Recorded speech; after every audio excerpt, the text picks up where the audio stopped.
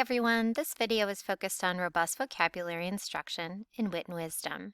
So in this video, I'm going to share out some resources and go over some of the materials that we have and make sure we all know how to use them. And then go over a few of the instructional routines for teaching vocabulary, both definitions and teaching the students strategies that they need to know to figure out unknown words. So the first thing I included is just a brief snapshot of the standards from pre-K to 5. These are the vocabulary standards in nonfiction or informational text. The top is craft and structure vocabulary, since that got a little cut off. The bottom is vocabulary acquisition and use. The next page has the fiction vocabulary acquisition and use, and I believe the language is almost identical. So what I just want to draw your attention to is starting in grade 2, the students have to choose from a range of strategies. Let me see if I can slide this down a little bit. Okay, there we go. They have to determine or clarify the meaning of unknown and multiple meaning words based on grade level reading and content, choosing from a range of strategies and tools. So by 2nd grade, they already have to be knowledgeable of a range of strategies and tools to determine the meaning of unknown words. In 3rd grade, they have to choose flexibly. In 4th grade, the language is the same, but I want you to focus on grade level reading and content. So rather than the demand of the standard, it's the demand of the text. In 5th grade, they have to do the same. Again, it's on the demand of the text. So by 2nd grade, the students need to be solid and have their strategies and tools in place to be able to then apply those strategies and tools as they're moving up through the grade levels. Like I said, the fiction one, reading literature, is very similar. Emphasis on comprehension, vocabulary acquisition, and making connections. The language is the same, it's just the genre of the text. All right, so let's head into here. Where do I find my vocabulary words? First thing we're going to look at is finding those vocabulary words in Wit and Wisdom. Next, we're going to identify the difference between the different types of vocabulary words in Wit and Wisdom. Look at how they recommend that you teach these words, and then I'm going to ask you to consider how your words are displayed. So let's head over to the Great Minds website, the teacher manual, to look at where do I find vocabulary words. So I am heading to the Great Minds website. I have grades K through 8 here. I was thinking I would pick something here. I'm going to go to grade 2, module 3. That is the module they are currently working on. Now, you know the navigation menu is over here on the left. I'm going to go to my appendices at the bottom. I know we're all very well versed with Appendix C with our answer keys, rubrics, and sample responses. Appendix A is text complexity. It describes your text. It gives you complexity ratings, quantitative and qualitative. But for right now, we're going to head to Appendix B, which is vocabulary. If you prefer to use the hard copy, it's at the end of the teacher's manual. So there are 3 different types of vocabulary words in Wit and Wisdom. Content vocabulary, which is necessary for understanding a central idea of the domain-specific text and or module topic. Academic vocabulary, high priority words, they often have multiple meanings. And text critical vocabulary, words and phrases that are essential to a student's understanding of a particular text.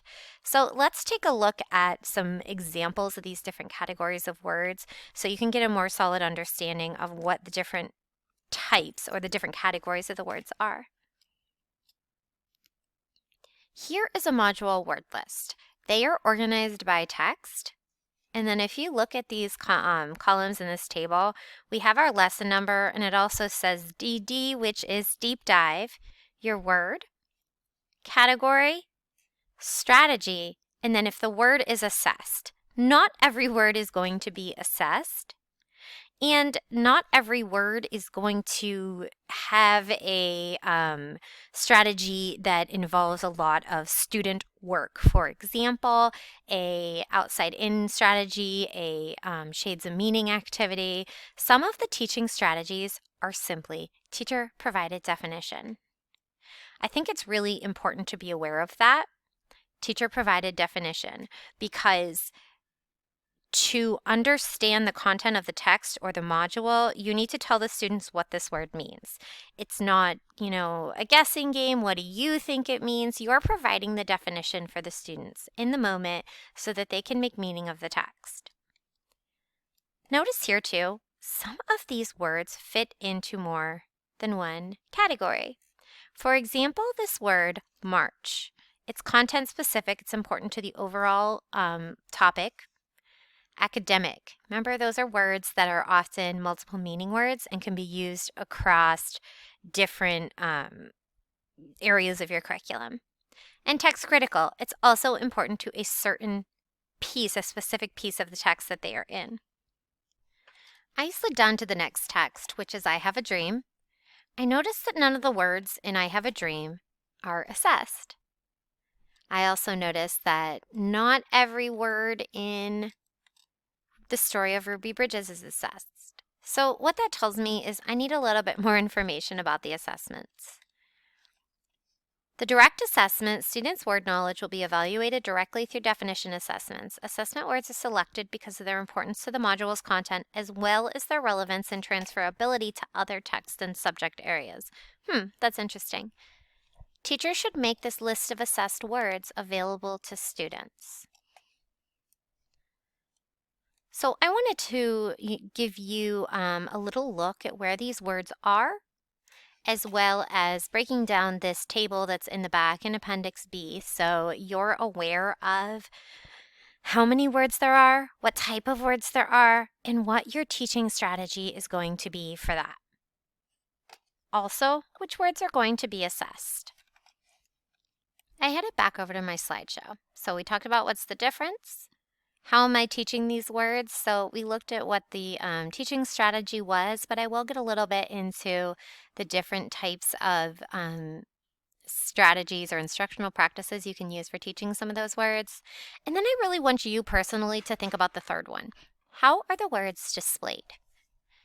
I have seen in many, many classrooms teachers displaying their vocabulary words for the module. That is fantastic. I just want to kind of encourage you to take that a step further. You really want to be referring to the location in the room where the words are.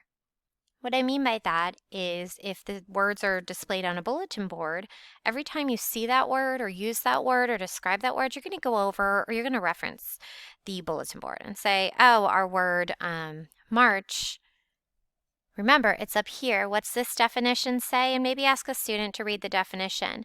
Say, I'm going to read the definition. The word march. Can you point to the word march up here? We want to make sure those words are displayed purposefully. Let's say we're virtual. What kind of a display could you have? A Bitmoji classroom. You could have a running Google Doc where the students have to access regularly to pull the words out.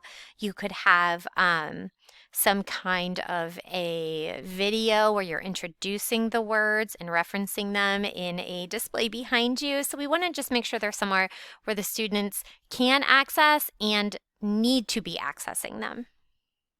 All right, so this next part of the video, I just want to go over the vocabulary strategy of outside in. Before I knew this strategy, I was a little intimidated by it because I didn't understand it. So this is a vocabulary strategy that allows the students to learn a word in an interactive way. So the students are starting outside. You're going to look outside of the word at context clues.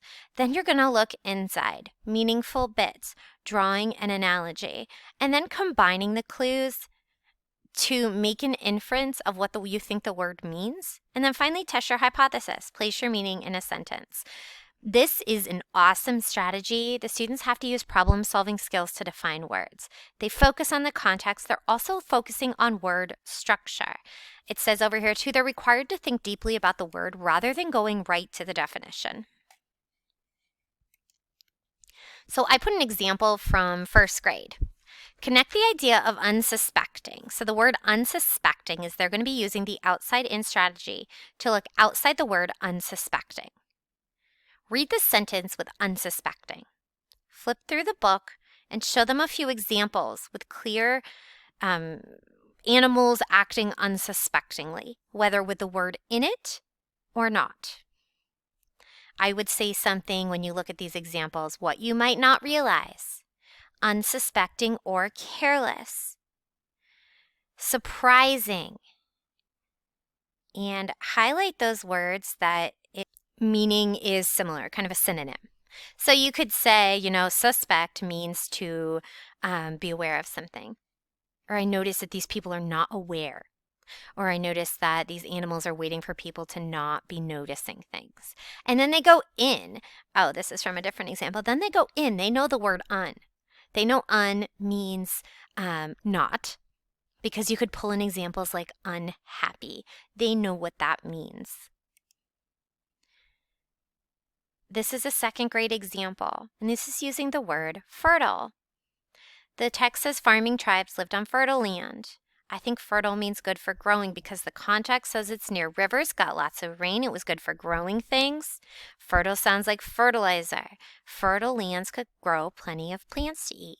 Yes, this would be an awesome activity if the kids could do that all by themselves. Remember, you're there to provide the instruction. You're there to guide them through using this strategy, so that when they get to the upper grades or when they encounter text on their own, they have a flexible choice among a range of strategies. I also put in a couple examples of shades of meaning. Shades of meaning is such an awesome activity. I'm including this link. This is from 5th grade.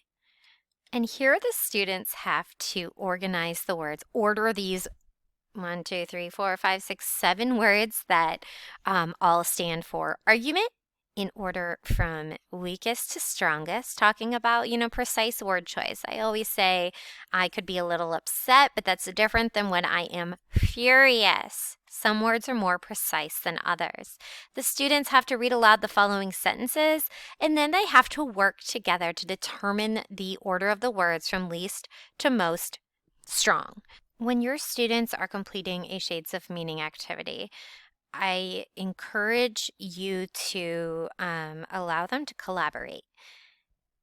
With many of these Shades of Meaning, usually the lightest and the heaviest are pretty clear, but the middle there, it's okay if students have things in a little bit of a different order if they're able to justify it. I always say the power in this activity is in the conversation about the word rather than necessarily putting grievances and controversies in the right order, whatever that may be.